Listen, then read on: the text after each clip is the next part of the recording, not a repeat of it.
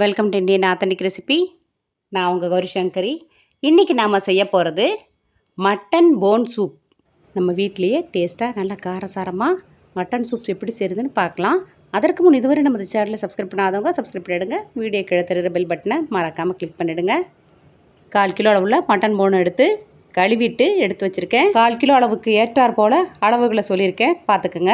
இதை நம்ம குக்கரில் செய்ய போகிறோம். முதல்ல இதெல்லாம் அரைச்சிக்கலாம்.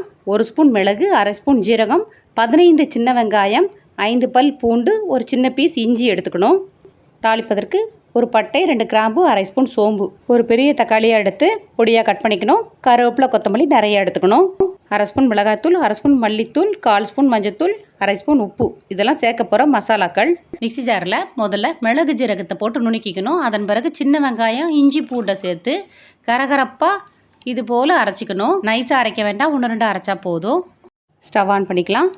இதற்கு நல்லெண்ணெய் தான் யூஸ் பண்ணணும். குக்கரில் 1 ஸ்பூன் அளவு நல்லெண்ணெய் சேர்த்துக்கோங்க.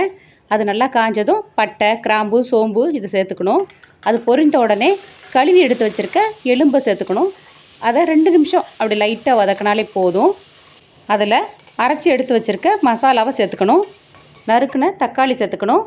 மிளகாய்த்தூள், மல்லித்தூள், மஞ்சள் தூள், உப்பு, கருவேப்பிலை, கொத்தமல்லி இதையெல்லாம் சேர்த்து அப்படியே மிக்ஸ் பண்ணி விட்டுறணும். 3 கப் அளவு தண்ணீர் சேர்த்துக்கணும். கலந்து விட்டு குக்கரை மூடி 5லேருந்து 8 விசில் வரும் வரை நல்லா வேக விடணும்.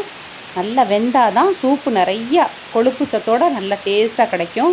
8 விசில் வந்த பிறகு மூடியை திறந்து பார்த்தா நல்ல கமகமன் வாசனையோட சூப் ரெடியாக இருக்குது. இதில் நாம் சேர்த்த மட்டன் போன் எல்லாமே நல்லா சாஃப்டாக நல்லா கடிக்கிற அளவுக்கு வெந்து வந்திருக்கு.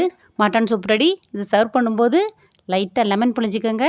கொத்தமல்லியை பொடியாக கட் பண்ணி தூவிக்கணும்.